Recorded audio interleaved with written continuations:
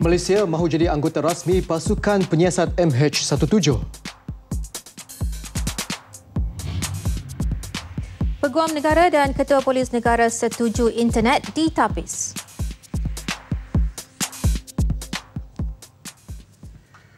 Baik, Assalamualaikum dan salam satu Malaysia. Bersiaran selama sejam anda mengikuti berita wilayah edisi 16 Ogos bersama saya Kamal Firmansyah. Dan juga saya Miza Usni Muhammad, dan selain dua tajuk utama antara yang mendapat tempat bidang pendidikan teknikal dan latihan vokasional jadi pilihan pelajar lepasan SPM dan STPM, serta masalah denggi di kawasan Parlimen Pengkalan Cepa disebabkan sistem perparitan yang tersumat kemal. Tidak ketinggalannya, Miza, bagaimana sayur maman boleh jana ekonomi penduduk Gemenceh. Kami akan kongsikan kepada anda sebentar saja lagi.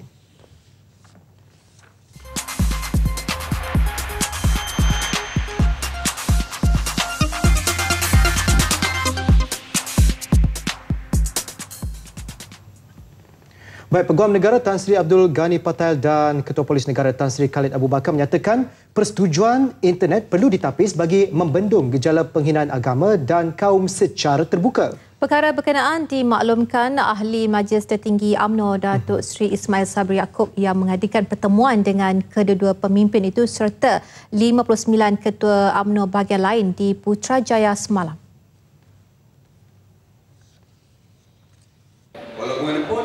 Menurut Datuk Seri Ismail Sabri, kebimbangan mengenai perkara berkenaan disuarakan semua ketua UMNO bahagian yang hadir dalam pertemuan tersebut. Mereka meminta kerajaan bersikap tegas mengatasinya. Ini kerana kebebasan media sosial tanpa kawalan menyebabkan banyak isu sensitif berkaitan agama dan bangsa, termasuk membabitkan penghinaan antara satu sama lain. Kerana kita tahu isu agama, isu kaum merupakan isu yang sensitif. Kalau dibiarkan terlalu bebas untuk orang membuat kenyataan melalui media media sosial dan sebagainya tanpa sekatan, tanpa hukuman, akhirnya akan menjadi trend untuk semua orang akan secara bebas untuk membuatnya untuk post segala yang menjadi sensitif kepada agama.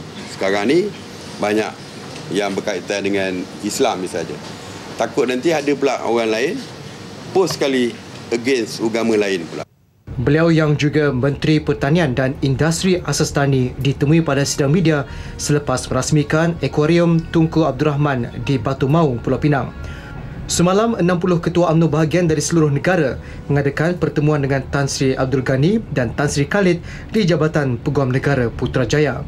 Ia bertujuan mengemukakan rayuan supaya kerajaan mempercepat siasatan kes berkaitan penghinaan terhadap agama dan kedudukan kaum di negara ini. Sementara itu, Malaysia akan memohon kepada Badan Siasatan Jenayah Eropah Eurojust untuk menyertai pasukan penyiasat nahas pesawat MH17 sebagai anggota rasmi. Untuk itu, Peguam Negara Tan Sri Abdul Ghani Patel dan Ketua Polis Negara Tan Sri Khalid Abu Bakar akan menyertai mesyuarat bersama Eurojust di Belanda.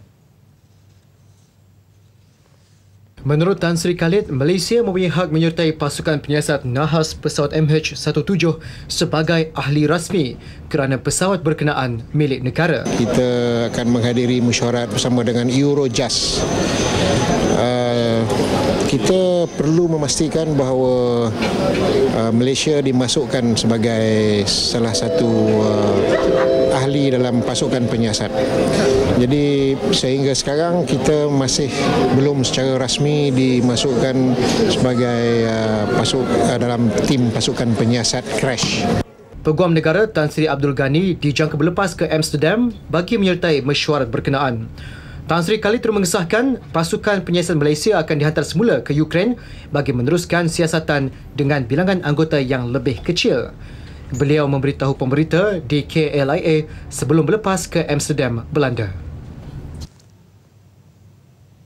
Kerajaan akan terus komited dan memperhebatkan lagi misi pencarian pesawat MH370 di Lautan Hindi di sebalik usaha kerajaan menyelesaikan kes tragedi pesawat MH17. Ini kerana pasukan penyelidikan yang dihimpun untuk pencarian MH370 juga terdiri daripada pakar-pakar terkemuka dalam bidang risikan dan penerbangan. Menteri Pertahanan Datuk Seri Syamudin Tun Hussein berkata beliau akan ke Australia kira-kira 2 minggu lagi untuk meninjau perkembangan misi pencarian MH370. Saya dah janji kepada keluarga masa 370 bahawa kita akan teruskan carian itu sampailah kita jumpa pesawat. Kalau Malaysia seorang je kena buat, kita buat sendirilah. Kalau dengan satu KD Mutiara pun kita buat juga. Beliau berkata demikian kepada pemberita selepas merasmikan mesyuarat UMNO bahagian Tanjung Piai di Pontian, Johor. Beliau yang juga Naib Presiden UMNO turut mengingatkan seluruh rakyat Malaysia agar berdoa dan bertafakur pada Hari Berkabung Negara 22 Ogos ini. Saya harap dalam masa dan ketika dunia sedang memerhatikan kita, tak kira pertimbangan politik, warna kulit, agama, kaya miskin, kedudukan, darjat, kita bersatu untuk memberikan penghormatan secara tertib. Pada 22 Ogos, 16 jenazah mangsa tragedi MH17 akan tiba di Kompleks Bunga Raya sebelum diserahkan kepada keluarga mangsa untuk pengemumian. Pertubuhan Pribumi Perkasa Malaysia Perkasa Kelantan membantah sekeras-kerasnya kekejaman rejim Zionis terhadap penduduk Palestin di Gaza sehingga mengorbankan beribu-ribu rakyat negara berkenaan. Presidennya Dato' Ibrahim Ali berkata, tindakan askar Israel amat dikesali oleh rakyat di seluruh dunia, terutama Malaysia kerana memperlihatkan sikap tidak berperikemanusiaan yang ditunjukkan rejim Zionis. Sebab itu kita meneruskan program agenda mengecam Zionis Israel ini. Pada saya, selain daripada sokongan kepada rakyat Palestin, tetapi yang pentingnya ialah untuk dijadikan penghayatan kepada rakyat Malaysia supaya ingat kalau kita berpecah belah, natijah inilah jadinya. Beliau menyatakannya pada Majlis Aidilfitri Perkasa di Pejabat Mara, Kota Baru. Perkasa turut mengadakan perhimpunan secara aman dengan membakar patung pemimpin Israel di perkarangan bangunan Mara. Dalam perhimpunan ini, Perkasa turut membuat kutipan bagi mengisi tabung aman Palestin. Masalah denggi termasuk di kawasan Parlimen Pangkalan Cepa disebabkan sistem perparitan yang tersumbat sekaligus menyebabkan longkang menjadi tempat pembiakan nyamuk. Permasalahan yang dihadapi penduduk Taman Harmoni Kampung Beris Lanjut Pangkalan Cepa itu membawa kepada penganjuran gotong royong bagi mengatasi masalah terbabit.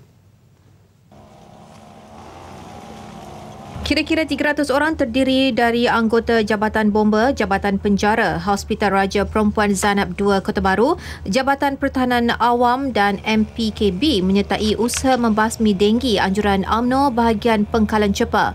Penduduk Wan Norma Wan Abbas yang tinggal di sini sejak lebih 16 tahun lalu berkata sudah berulang kali aduan dibuat kepada pihak berkuasa tempatan berhubung masalah sistem perparitan di situ. Kini kawasan Panji adalah lokasi wabak denggi dengan beberapa penduduk Taman Harmoni turut menjadi mangsa denggi. Memang bagus sebab sini memang kuat. Nyamuk Aedes ni selalu tiap minggu ada orang kena pesakit. Jadi keadaan sini memang banyak kita perumahan ni bekerja. Jadi orang tak ada masa nak buat gotong royong macam ni. Memang kita rasa banggalah. Patutnya benda ni kalau dengar tak perlu diberitahulah. Kalau ada masalah apa tu sama-sama keluarlah. Jadi kita sama-sama mengatasi masalah ni. Kita juga menyeru. Saya juga menyeru masyarakat seluruh Parlimen Pangkalan Cepa dan negeri Kelantan amnya supaya sama-samalah menjaga kawasan persekitaran masing-masing supaya masalah ini insya-Allah kita akan dapat selesaikan. Hadir sama pengarah HRPZ 2 Kota Baru Datuk Dr. Ghazali Hasni Muhammad Hassan, pengarah Jabatan Bomba Kelantan Azmi Osman, Timbalan Ketua UMNO bahagian Ismail Omar dan Wakil Jabatan Penjara serta JPAM Kota Baru. Menurut Datuk Dr. Ghazali Hasni, sehingga kini 33 ward di HRPZ 2 Kota Baru masih dipenuhi oleh kira-kira 160 pesakit denggi dengan 23 daripadanya ditempatkan di ward ICU kerana pelbagai komplikasi. kita harap orang ramai jangan berputus asa lah. Siapa yang sakit sila ke hospital secepat mungkin ataupun klinik kesihatan bandar yang ada berhampiran. Dua-dua boleh menampung. Bidang pendidikan teknikal dan latihan vokasional TEVT bukan lagi pilihan kedua buat pelajar lepasan Sijil Pelajaran Malaysia SPM dan Sijil Tinggi Pelajaran Malaysia STPM untuk melanjutkan pelajaran. Ya, malah kini Kamal yang menjadi pilihan utama memandangkan prospek kebolehpasaran yang tinggi selepas bergelar graduan. Timbalan Perdana Menteri Tan Sri Muhyiddin Yassin berkata, kewujudan institusi pengajian tinggi yang fokus dalam bidang akademik dan kemahiran juga membuka akses untuk pelajar membuat pilihan. Ia termasuk melalui penubuhan Malaysian Technical University Network MTUN yang terdiri daripada Universiti Teknologi Malaysia Melaka, Universiti Malaysia Pahang, Universiti Tun Hussein On dan Universiti Malaysia Perlis. Selain itu, pelajar berpeluang melanjutkan pelajaran di Politeknik, Kolej Komuniti, Kolej Vokasional dan Institusi Latihan Kemahiran Awam ILKA. Gaya perkembangan ini bukan saja menyambut aspirasi kementerian dan negara untuk mengarus perdana dan juga meluaskan akses kepada pendidikan teknikal dan latihan vokasional, tetapi yang lebih penting dapat menambah bilangan dan juga ratusan tenaga kerja berkemahiran tinggi di negara kita. Usaha kementerian itu katanya dapat meningkatkan lagi lepasan graduan yang memiliki pendapatan tinggi melalui kerjaya berkemahiran tinggi. Tan Sri Muhyiddin yang juga Menteri Pendidikan berucap ketika majlis penutup Karnival Pengajian Tinggi Negara di Universiti Teknologi Malaysia, Johor Bahru. Universiti Sultan Zainal Abidin UNIZA memperkenal pengajian peringkat ijazah baru iaitu Teknologi Pembuatan Kerja Sosial dan Reka Bentuk. Manakala pengambilan peringkat sarjana muda bulan depan akan mula ditawarkan. 1,200 pelajar bakal mendaftar diri mengikuti kursus peringkat ijazah. Naib Chancellor UNIZA Profesor Datuk Dr. Yahya Ibrahim memberitahu Institut Pengajian Tinggi Awam itu sentiasa memperluaskan kursus pengajian mengikut keperluan semasa.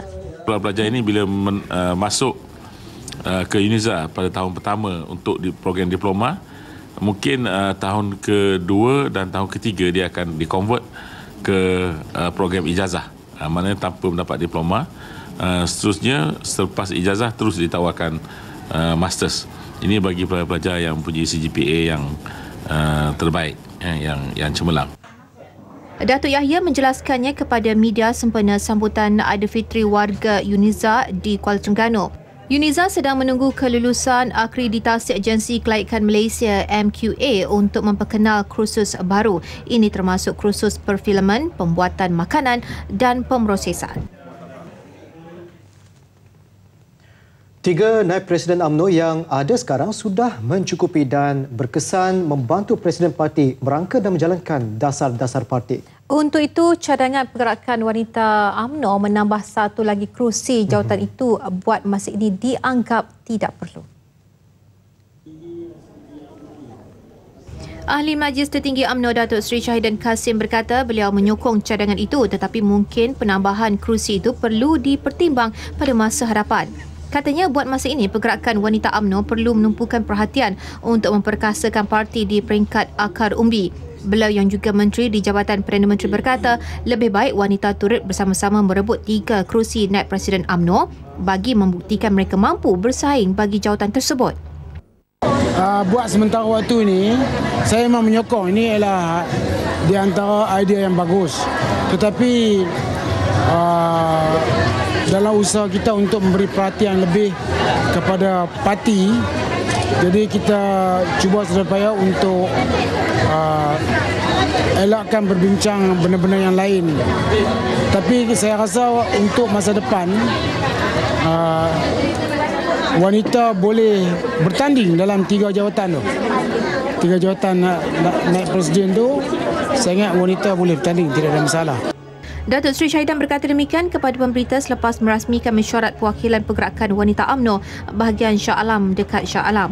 Baru-baru ini perwakilan UMNO wanita dikatakan membuat permintaan supaya diwujudkan satu lagi kerusi naib presiden untuk disandang pergerakan itu. Permintaan itu mendapat reaksi positif daripada ketuanya Datuk Seri Syarizad Abdul Jalil sambil menyifatkannya sebagai amat menarik.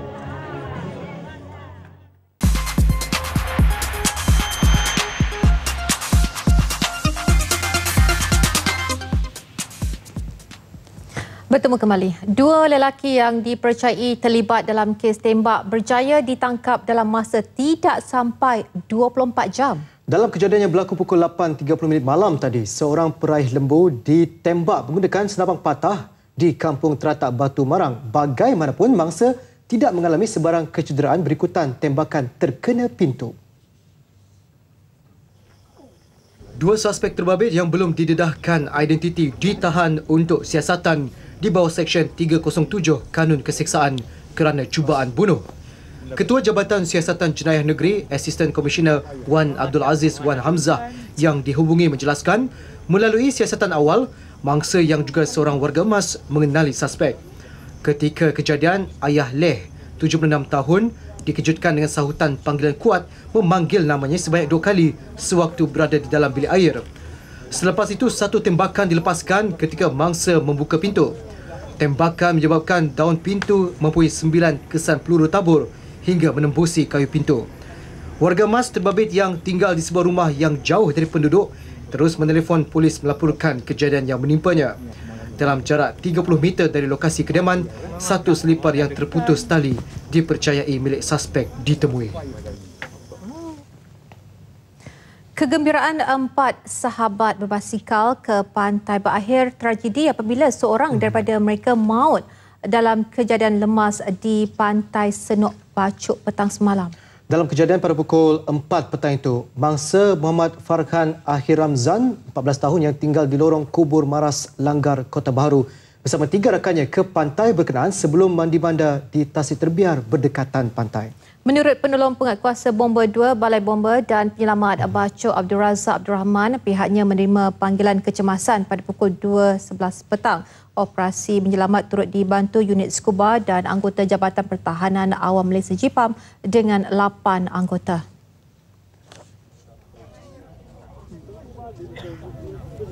Kita ambil masa berkurang dalam 23 minit. Semasa pasukan subah sampai ke 17.43, masa dijumpai. Dijumpai pada Tengah Tasik. Lebih kurang dalam 10 meter daripada tebing. Tebing apa ni? Kira ni tebing Tasik lah. Sementara itu, saksi Rosdi Muhammad 36 tahun berkata ketika kejadian dia sedang memancing bersama beberapa rakan sebelum dikejutkan dengan jeritan meminta tolong daripada beberapa orang kanak-kanak. Jadi lemah 3 orang.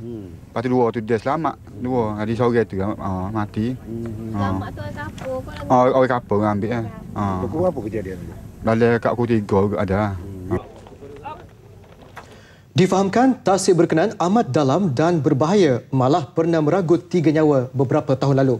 Penduduk di kawasan itu sedia maklum berkenaan keadaan tasik tersebut dan tidak berani mandi mandar di situ, namun ia sering dikunjungi oleh pihak luar. Dalam pada itu, Ketua Polis Daerah Bacuk Deputy Superintendent Abdul Hamid Cik Ahmad mengesahkan kejadian tersebut. Mayat pelajar sekolah menengah kebangsaan SMK Sultan Ismail Petra dihantar ke Hospital Raja Perempuan Zainab II untuk bedah siasat dan kes diklasifikasikan sebagai mati mengejut akibat lemas. 340 jemaah haji Perlis musim ini diingat supaya menjaga kesihatan dan elakkan sebarang masalah ketika mengejarkan ibadah haji. Raja Perlis Tuanku Said Sirajuddin Putra Jamululai bertitah bakal jemaah haji juga perlu mematuhi peraturan dan arahan tabung haji dan Kerajaan Arab Saudi.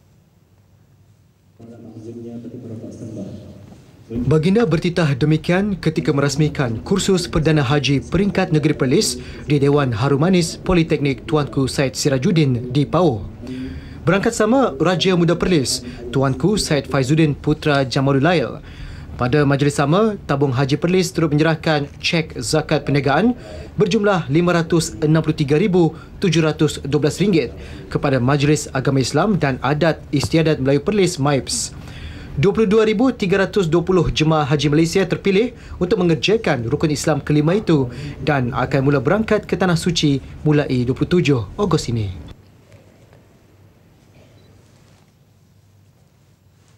Kelantan diminta memohon bajet untuk projek pelancongan dan kebudayaan di bawah rancangan Malaysia ke-11 RMK11. Menteri Pelancongan dan Kebudayaan Datuk Seri Muhammad Nazri Abdul Aziz berkata beliau telah menemui Menteri Besar Kelantan Datuk Ahmad Yaakob untuk mengemukakan permohonan kepada Kerajaan Pusat.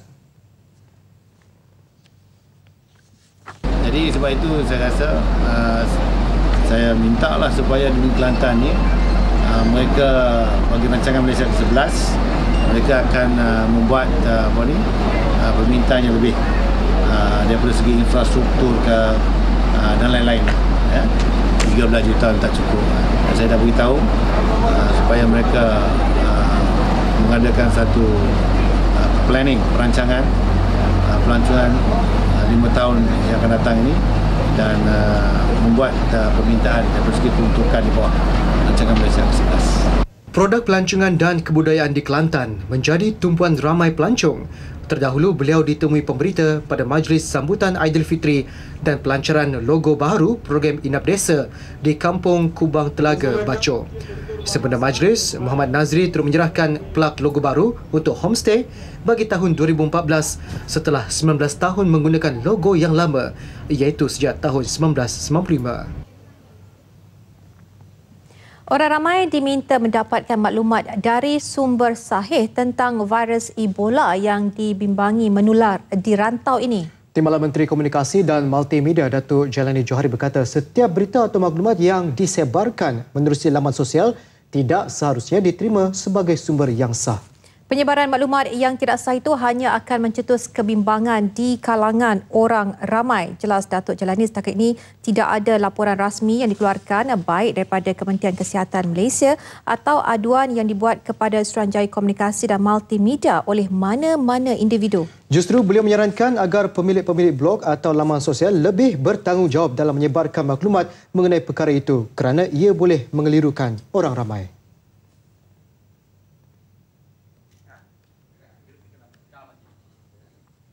Maman atau nama saintifiknya Cleome Ganandra merupakan sejenis sayuran berkhasiat yang terkenal di Gemenceh Negeri Sembilan dan ia juga menjadi salah satu sumber pendapatan penduduk. Betul tu Mizat, dan nampaknya tumbuhan itu digunakan secara tradisi untuk mengawal penyakit kencing manis dan melancarkan sistem penghadaman. Menurut Adun Gemenceh Muhammad Isa, Maman mampu menjana ekonomi penduduk setempat khususnya di Kampung Gedok melalui penanaman secara komersial. Kita telah berbincang dengan Jabatan Pertanian untuk mengenal pasti tanah-tanah yang sesuai untuk tanaman maman ni. Dan kalau ada pengusaha-pengusaha kecil-kecilan ni yang nak buat secara komersial, memang kita alu-alukanlah. Pucuk maman yang sesuai dimasak rendang bersama daging salai, ayam dan ikan bilis turut dipromosi sebagai hidangan utama dalam setiap majlis keramaian di Gemenceh. Bagi pengerusi Jawatan Kuasa Kemajuan dan Keselamatan Kampung Gedok Gemenceh, Fahim Mahmud, beliau sedia membantu mereka yang berminat menceburi bidang pertanian maman. Beliau terus mengusahakan kebun maman seluas 3.2 hektar dengan bantuan Jabatan Pertanian Negeri. Katanya, permintaan terhadap sayur maman amat menggalakkan, terutamanya di musim perayaan. Baik saudara, teruskan bersama kami selepas ini dengan informasi setempat di kawasan anda juga lintas langsung negeri-negeri pilihan. Semuanya seketika nanti.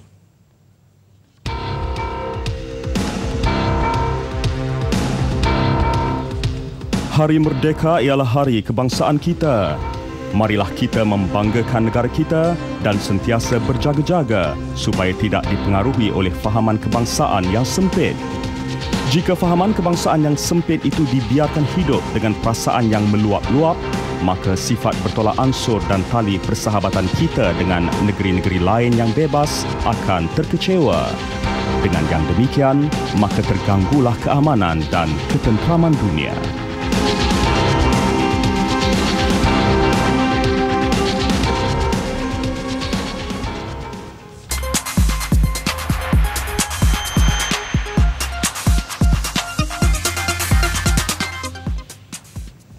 Baiklah, saudara, anda masih bersama kami mengikuti perkembangan semasa negeri-negeri dan seperti biasa lintas langsung mengambil tempat dengan dimulakan negeri di bawah bayu. Baik, antara paparannya, Sabah rangka dasar pertanian negeri yang baru. Terus saja ke Kota Kinabalu bersama Jovenia Jem Lajem. Baik, Jovenia, teruskan perkembangan di sana. Miza di Angkasa Puri. Salam sejahtera dan salam satu Malaysia. Kerajaan negeri menerusi Kementerian Pertanian dan Industri Makanan sedang merangka dasar pertanian negeri yang baharu menggantikan dasar pertanian negeri Sabah kedua DPNS 2. Ketua Menteri Datuk Seri Panglima Musa Haji Aman berkata, masih banyak yang perlu dilakukan dalam usaha membangunkan sepenuhnya potensi dan prospek sektor pertanian dan industri makanan di Sabah. Datuk Musa berkata pelaksanaan dasar pertanian negeri yang baharu seiring usaha kerajaan negeri menjadikan sektor pertanian sebagai sebahagian daripada 12 aktiviti utama dalam menggerakkan agenda pembangunan ekonomi negara di bawah program transformasi ekonomi ETP. Rakyat mestilah mengambil peluang ni, kesempatan ni. Lagi-lagi kita di Sabah ni mempunyai tanah yang macam kata tanah yang luas, yang subur, maka kita mesti usahakan tanah kita ni supaya ia boleh mendatangkan hasil. Kerajaan negeri juga sentiasa menyokong pembangunan sektor pertanian menerusi aplikasi teknologi dan inovasi untuk meningkatkan daya saing sekaligus menyumbang pendapatan kepada usahawan dan negeri. Datuk Musa berkata demikian dalam sidang media selepas merasmikan program Road to Maha, pameran pertanian, hortikultur dan agropelancongan Malaysia peringkat negeri di perkarangan Dewan Sri Sulaiman di Tuaran. Dalam majlis ini beliau turut menyampaikan skim pinjaman dan insentif bernilai lebih RM1 juta kepada wakil 500 petani, penternak dan nelayan sekitar Tuaran serta menyerahkan 2 motosikal 3 roda kepada 2 penerima orang kurang upaya OKU. Malaysia merupakan antara negara terbaik dalam menyediakan peluang pendidikan kepada rakyat. Peluang semerata diberikan kepada semua lapisan rakyat sama ada di bandar maupun luar bandar. Menteri Kesejahteraan Bandar Perumahan dan Kerajaan Tempatan Datuk Abdul Rahman Dahlan berkata, ini terbukti menerusi penyediaan peruntukan yang besar dalam belanjawan negara untuk pembangunan pendidikan. Beliau berucap merasmikan Malam Jalinan Mesra Aidilfitri 2014, anjuran Persatuan Ibu Bapa dan Guru PIBG Sekolah Kebangsaan Pangkalan Abai, Kota Belud. Datuk Abdul Rahman yang juga ahli Parlimen Kota Belud menjelaskan bahawa pembangunan pendidikan mampu melahirkan rakyat yang celik ilmu sekaligus berupaya mempertahankan negara daripada ancaman anasir luar. Mengenai majlis ini, beliau berharap ia menjadi platform memperkukuhkan lagi kerjasama dalam kalangan ibu bapa dan guru bagi meningkatkan lagi kecemerlangan pelajar dan sekolah. Datuk Abdul Rahman turut meluluskan peruntukan RM85,000 kepada PIBG sekolah berkenaan bagi melaksanakan pelbagai program kecemerlangan. Generasi muda khususnya golongan wanita perlu berani mencuburi bidang perniagaan dan keusahawanan sebagai satu kerjaya. Ini kerana bidang itu merupakan platform terbaik menjana pendapatan tanpa bergantung kepada pihak lain. Saranan itu disuarakan Timbalan Menteri Pembangunan Wanita, Keluarga dan Masyarakat Datuk Hajah Azizah Haji Muhammad Dun ketika ditemui dalam majlis penutupan kursus keusahawanan siswaza muda di Kota Kinabalu. Opportunity semua ada. Dalam negara kita Malaysia ni macam-macam peluang ini disediakan oleh pihak kerajaan kita, agensi-agensi di bawah kerajaan. Peluang untuk perniagaan, sama ada you mau perniagaan yang kecil ke, yang perniagaan yang besar ke, you boleh masuk training dulu kalau tidak ada kemahiran yang tertentu untuk berniaga, dan you juga akan dapat support daripada kerajaan in terms of modalnya, in terms of infaktan tempat untuk memulakan perniagaan. Datuk Azizah berkata penglibatan golongan berkenaan dalam bidang tersebut turut menyumbang kepada pengurangan kadar pengangguran dalam kalangan siswaza lepasan universiti dalam dan luar negara. Kursus keusahawanan ini adalah program pertama anjuran 6 Institute for the Empowerment of Women New dengan kerjasama World Islamic Economic Forum WIEF Foundation. Kementerian Pendidikan diminta menaik taraf beberapa buah sekolah di Pulau Bumbum Sempurna yang berkeadaan uzur. Malah terdapat sekolah di kawasan itu menghadapi kekurangan kemudahan prasarana. Anggota Dewan Undangan Negeri Sulabayan, Datuk Dr. Jaujan Haji Sambakong berharap permintaan itu dapat diambil perhatian demi pembangunan pendidikan anak-anak di kawasan tersebut. Beliau menyatakan demikian ketika berucap dalam Majlis Kemerdekaan dan Hari Raya Aidilfitri di Sekolah Kebangsaan SK Balimbang dan SK Tangkaloh di Pulau Bumbum Semporna. Menurutnya, perkara itu juga telah dikemukakan kepada Kementerian Pendidikan dalam pertemuan bersama Timbalan Menterinya, Datuk Mary Yap Kain Ching. Meskipun beberapa kemudahan telah dihantar ke sekolah terbabit seperti meja dan kerusi, Datuk Dr. Jaujan berharap projek naik taraf sekolah terlibat dapat dipertimbangkan. Mengenai majlis ini, beliau berkata kemerdekaan bukan hanya ditunjukkan dengan mengibarkan jalur gemilang, malah ia harus ditunjukkan menerusi penghayatan makna perjuangan para perwira negara. Anggota Persatuan Pandu Puteri perlu memperkukuhkan amalan yang terkandung dalam 10 Undang-Undang Pandu Puteri bagi menjadikan persatuan itu terus relevan dalam usaha memartabatkan kewibawaan kaum wanita. Penaung Persatuan Pandu Puteri Malaysia Cawangan Sabah, Tuan Puan Haja Nurlida Tan Sri RM Jasni berkata, ia selaras matlamat persatuan itu melahirkan golongan wanita yang berkaliber menerusi penerapan ilmu, kemahiran dan nilai Pandu Puteri seiring pembangunan masyarakat sejagat. Beliau menyatakan demikian dalam majlis ramah mesra meraihkan peserta Borneo Eco Camp 2014 sempena ulang tahun Pandu Puteri Sabah ke-89 di Kota Kinabalu.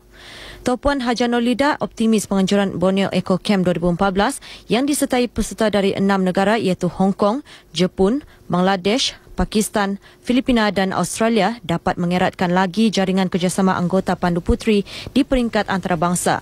Beliau berharap pengalaman manis sepanjang berada di Sabah dapat dikongsi dengan rakan-rakan Pandu Puteri di negara masing-masing.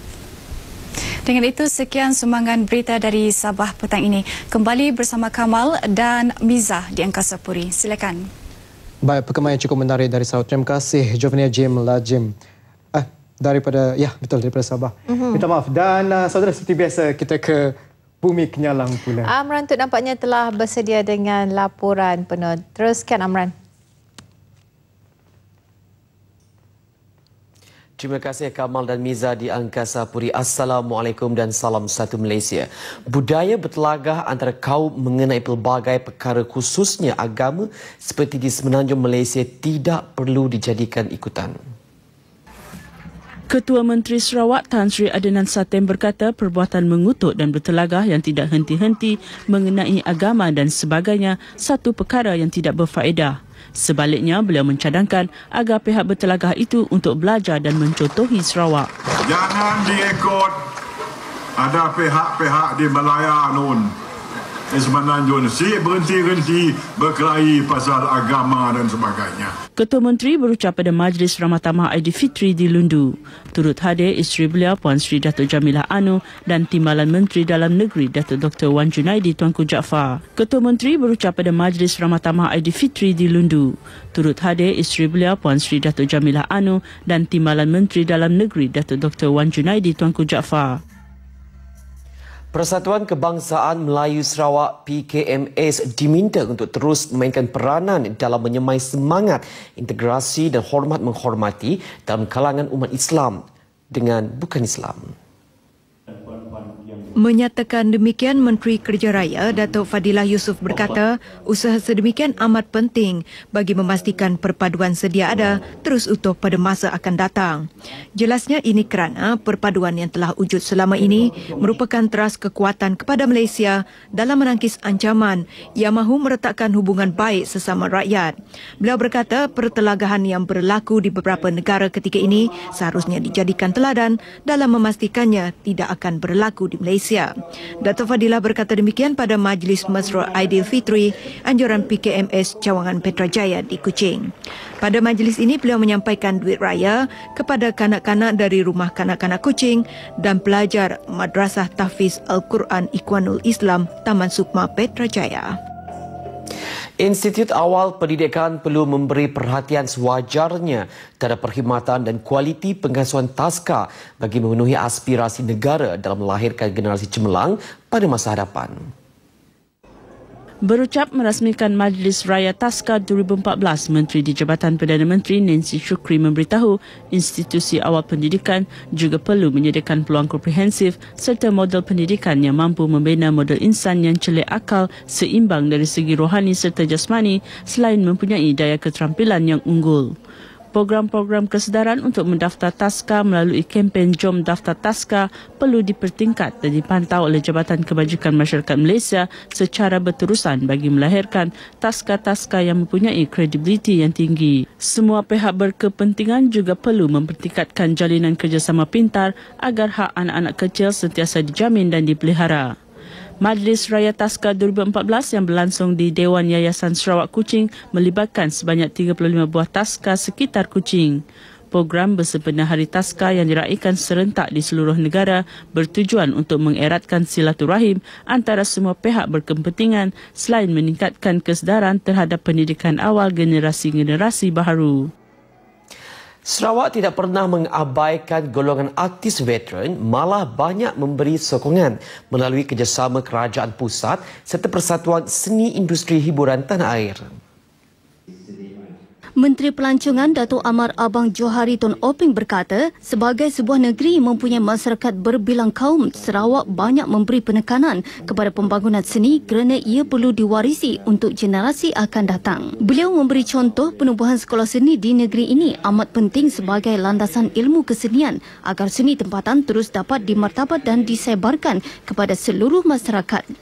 Datuk Amar Abang Johari berkata demikian pada majlis penyampaian sumbangan Yayasan Artis Satu Malaysia di Kuching malam tadi.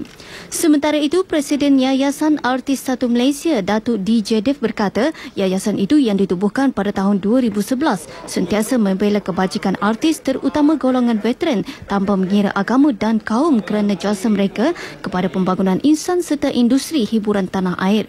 Pada majlis itu, seramai 40 penerima bantuan artis-artis veteran di Sarawak menerima sumbangan daripada yayasan itu.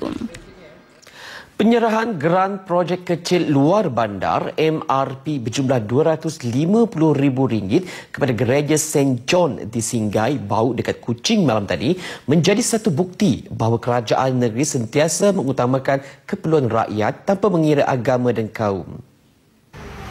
Penyerahan geran MRP yang disempurnakan oleh Menteri Muda di Pejabat Ketua Menteri Datuk Daud Abdul Rahman sedikit sebanyak dapat membiayai pembinaan Dewan Baru dan penambahbaikan Gereja St. John. Beliau berharap dengan peruntukan itu pelbagai manfaat dapat diberikan kepada penduduk di kawasan itu, khususnya penyediaan ruang belajar yang selesa dan selamat kepada anak-anak yang menggunakan Dewan sebagai kelas tuition mereka sebelum ini. Ini sekaligus menyumbang kepada hasrat melahirkan lebih banyak generasi muda yang berjaya, seterusnya menjadi simbol kebanggaan masyarakat setempat pada masa depan.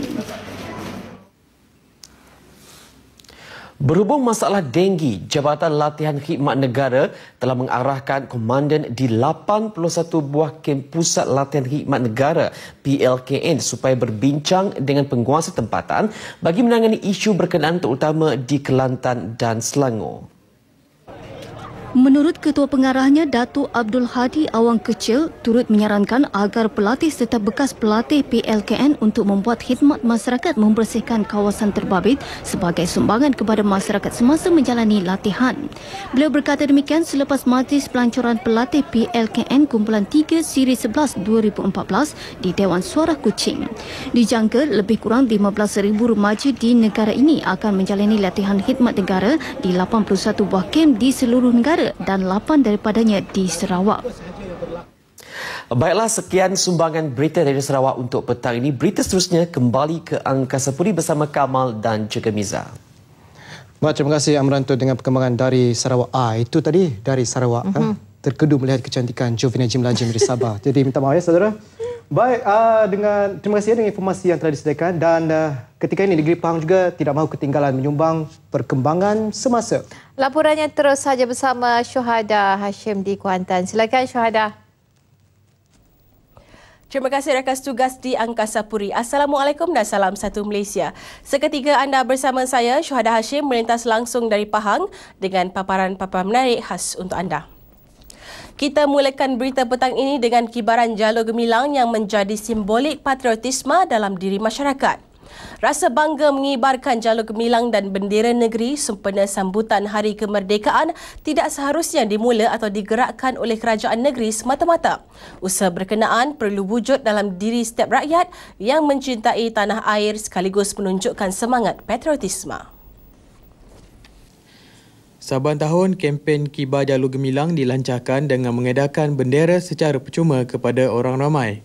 Tinjauan RTM di Bandar Kuantan mendapati kibaran jalur gemilang sudah kelihatan di semua bangunan-bangunan kerajaan dan kebanyakan sekolah. Malah tahun ini kelihatan jalur gemilang semakin bertambah dari tahun-tahun sebelumnya. Sungguh pun begitu, pemilik premis perniagaan masih lagi kurang menunjukkan inisiatif berkenaan sebagai bukti kecintaan, ketaatan dan kesetiaan kepada negara tercinta melalui kibaran jalur gemilang. Terdapat bendera yang telah lusuh yang masih lagi tergantung di bangunan-bangunan di jalan-jalan utama di bandar di mana ia boleh mencacatkan pemandangan. Beberapa adab untuk mengibarkan jalur gemilang harus diikuti, antaranya bendera yang koyak dan bertukar warna adalah dianggap bendera yang uzur dan tidak sepatutnya dikibarkan. Selain itu, bendera tidak seharusnya digunakan untuk mengalas meja atau menutup sesuatu melainkan digunakan dalam upacara pemakaman atau pengkebumian negara. 471,314 orang kurang upaya OKU telah memohon untuk mengikuti pelbagai latihan kemahiran dengan 287,269 daripadanya telah didaftarkan dalam talian. Bilangan itu dicatat berikutan penawaran oleh Kementerian Sumber Manusia yang menyedia latihan kemahiran kepada golongan itu di 1,100 pusat latihan kemahiran seluruh negara sekaligus memenuhi pasaran pekerjaan. Timbalan Menteri Sumber Manusia Datuk Seri Ismail Abdul Muttalib berkata, mereka yang berminat perlu mendaftar dengan kementerian bagi menjalani saringan untuk memilih dan menempatkan dalam bidang tertentu. Sehingga kini terdapat lebih 7,000 ibu tunggal, OKU dan lain-lain golongan sedang mengikut pelbagai kursus serta latihan kemahiran sejak 10 tahun lalu. Sebanyak 30 juta ringgit juga telah dibelanjakan menerusi dana khas di bawah skim galakan bantuan perniagaan SGBP untuk golongan OKU bagi membantu mereka menceburi bidang perniagaan. Oleh kerana ramai sebenarnya OKU dari saya kira masih belum daftar, saya ingat boleh datang come to us, datang ke kita, datang lebih mudah datang ke Kementerian Wanita melalui Jabatan Kebajikan Masyarakat sebagainya, mereka boleh mendaftar. Kerana kita tak nak ada sebahagian mereka, kadang-kadang ada ibu bapa yang malu nak membawa anak mereka sedangkan anak mereka tu ada ruang-ruang yang boleh kita bantu, kerajaan bantu. Jadi oleh kerana setengah ibu bapa termalu dengan kecacaran yang dialami oleh keluarga anak mereka, jadi mereka tak tampil. Jadi ini suatu kerugian.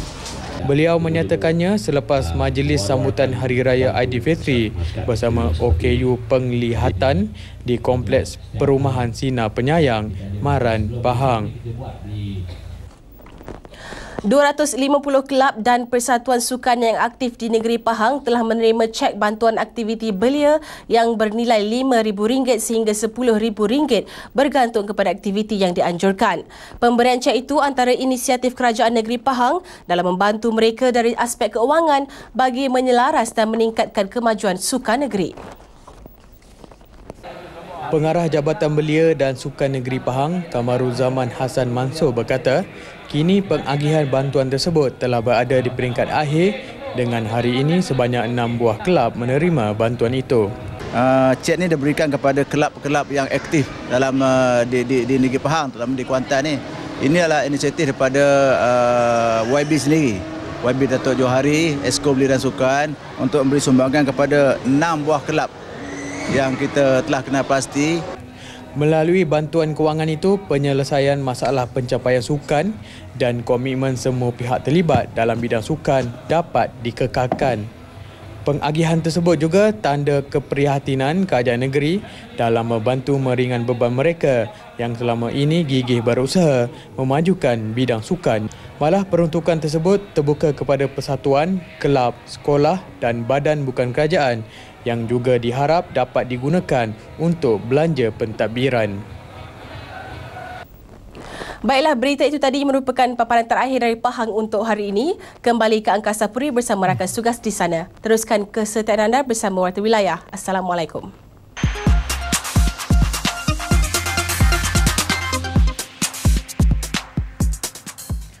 Baik, kita ke perkembangan sukan. Azlan Misrun bersedia untuk menggalas tugas sebagai kapten hoki skuad kebangsaan di Tamasya Sukan Asia Incheon Korea Selatan. Pemain kelahiran Perak itu dilihat sebagai pilihan terbaik oleh pengendali sementara Arul Sevaraj untuk menggalas tugas tersebut. Karakter Azlan Misrun yang sentiasa tenang sama ada di dalam atau di luar padang berjaya menambat hati Arul Sevaraj untuk memilihnya sebagai kapten pasukan. Kaptensi saya belum berfikir panjang, tapi saya rasa saya selesa dengan Azlan Misrun dan pemain-pemain pun selesa, tapi saya akan duduk bincang dengan Azlan Misrun apa pendapat dia. Dia selesa untuk merangkul tanggungjawab dia sebagai kapten, sebab saya perlu engage dengan players dengan lebih banyak, sebab saya rasa emosi mereka, mindset mereka dan confidence mereka terjejas dengan begitu banyak. So saya kena duduk cakap dengan mereka lebih. Buat pemain berusia 31 tahun itu tiada apa yang lebih penting ketika ini, mengembalikan semangat pemain susulan kritikan pelbagai pihak. Lebih memerikkan sukan hoki diletak dalam kategori B oleh Majlis Olimpik Malaysia MOM di Sukan Asia nanti. Tak payah fikir apa yang orang kata apa semua, just kita concentrate dengan kita punya permainan supaya kita orang kata akan achieve sesuatu di Sukan Asia. Beliau mengharapkan rakan-rakan yang menjalani latihan pusat bangkit dengan semangat yang tinggi sekaligus memburu pingat emas untuk layak secara automatik ke Sukan Olimpik.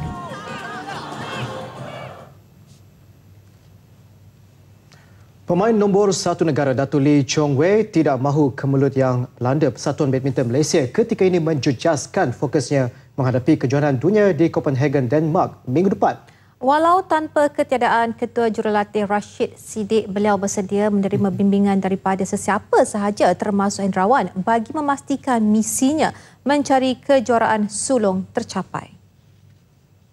Untuk saya tak boleh buat apa. Untuk BM kasih saya apa, yang saya akan ikut sajalah. Tapi saya harap apa-apa yang tak terjadi apa-apa lah. Untuk kita harap kita boleh main bagus main result. Because kita satu tim kan, tak kisah Rashid ada pergi ke tak pergi, dia still and kita main single main coach. Kita 3 orang and ada Subong and Hendrawan. Kita satu tim, satu keluarga.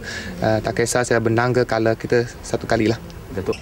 Pemain kelahiran Bukit Mertajam Pulau Pinang ini mengakui kehadiran Rashid ke kem latihan sedikit melegakan kerana skuad negara kini dalam persiapan penting menghadapi 2 kejohanan besar. Walaupun berada di laluan selesa, Chong Wei masih berhati-hati kerana akan bertemu pemain muda Korea Selatan Lee Dong Kyun dalam perlawanan pembukaan. Mengenai kecederaan pangkal peha dialaminya, jurulatih perseorangan Tai Siu Bok berharap ia mampu pulih menjelang perlawanan pertama. Ketika kondisi dia dalam 80-90% je, belum 100% lagi. So tinggal beberapa hari lagi, saya harap sebelum berangkat ke Denmark dan Copenhagen, mungkin kalau dia boleh maintain sampai 90-95 dah cukup lah. Okay. Skuad negara akan berlepas ke Denmark Selasa depan.